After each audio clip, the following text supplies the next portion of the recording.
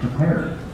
And that's all you do. And somebody gives you, you know, as an actor, if you're given a task, here's the thing. If you're an actor, you have to do your homework. You have to be trained. And as an actor, I'm trained to know that if I'm given enough time, sometimes you're not given any time, that's where improv comes in. That's why you need to be trained in improvisation.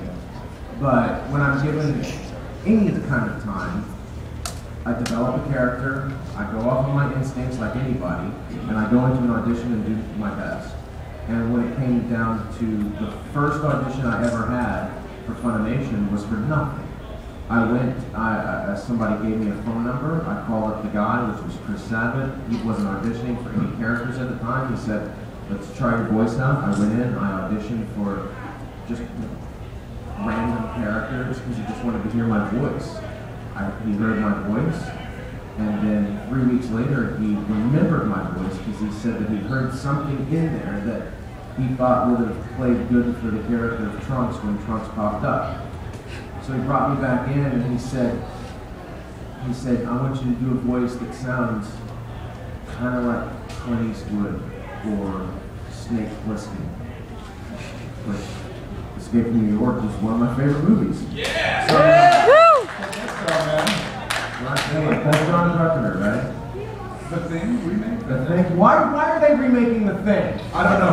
Really? What? Sorry. It's a prequel. Well, what? So was the Star Wars movie. It's not a prequel. No, it's not. It is a scene-for-scene remake of John Carpenter's The Thing. It is. It's a prequel. Oh my It God. is not a prequel. It's a prequel. No, it's not.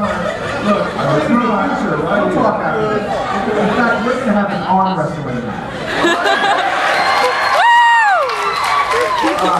So anyway, the point is that I went into that audition and I didn't have a brand.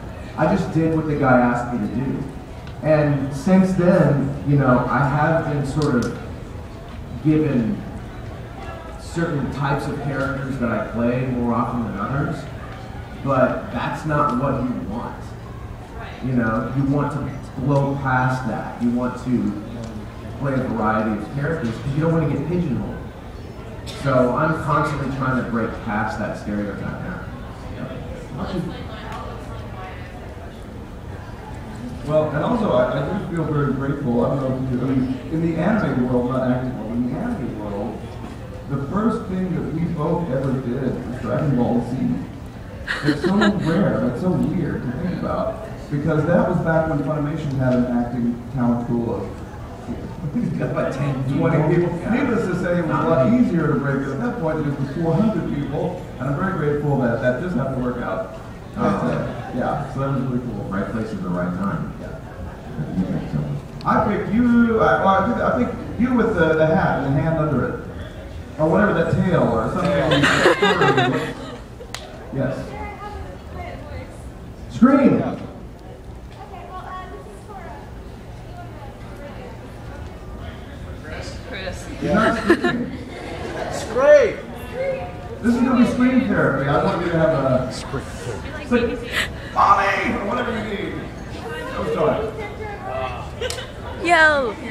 Girls can't go Super Saiyan, but I know they can. That one again. I believe in you. you got cast as a character in Bloody, and I had gotten used to doing that first film in the series. Did you know when the movie came out that you were going to be a giant love monster, and how did that affect you? I'm still reeling from the trauma of that. I need to do screen therapy. I thank you for your question. I'm glad you whipped around that tail. See, well, first of all, no, I didn't know I was going to be a big, as you said, glob monster? Is that what you said? Forgive me.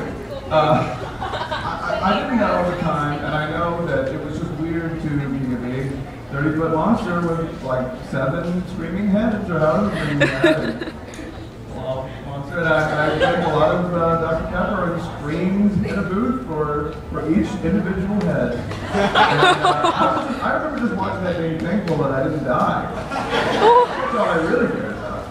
So, yeah, I mean, it was really cool actually, because particular night, Funimation Films had a showing only a few blocks down the street from where we made it at Funimation. So everybody, Vic Mignogna, Caitlin Glass, Mike McFarland, Aaron Dismuke, a lot of people were there for the movie. And I was eating dinner with Wendy Powell, Wendy, and I said, Wendy, this is going to be cool, it's going to be so cool. She said, you think anyone's going to go to this? And I said, Wendy, this place is going to be packed. She said, I don't know, but I'll go, it's great. So, so we walked into the theater, it was kind of quiet, like, maybe I was wrong. And we go into the theater, it's like, whoa, I mean, it's packed. And then as soon as we come to the front, there's people with mics like, hey, look, everybody, it's a surprise, it's Chris Gates, Lady Bob. And they went nuts, and the crowd went crazy, and Wendy looked at me like, you know, we sat in the front row, and then when it was over, we all filed out into the concession area, the tables, like they were selling popcorn and video games and stuff, and we just sat down and it became like a little mini-con, where people brought out their posters and we just started signing and stuff at the theater. So it was really cool. So that was a really fun night, actually. Fuzzy pink and black thing. What has been a character that's, for both of you, that's been really hard to act? Like for you guys to do?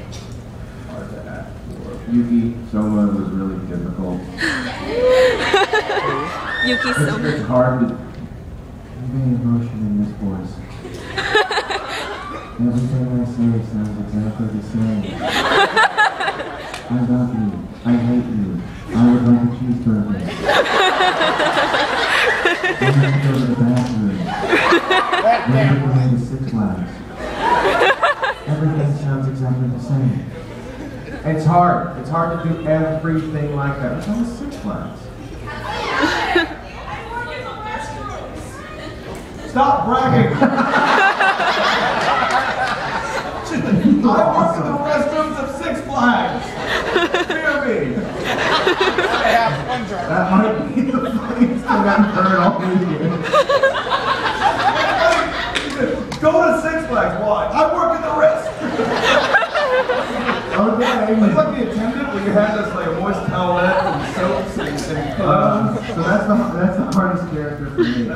What about you? Oh my gosh, well, the hardest thing I've ever heard in this story, but the hardest voice I ever did was probably, I guess from a technical angle, it would be anything that requires a lot of screaming, and of course, all those different characters. It seems like, I would say Hanan in School Rumble might have been the one that was hardest technically to do, because he, unlike Tien in DBZ or any DBZ character, he screams every line.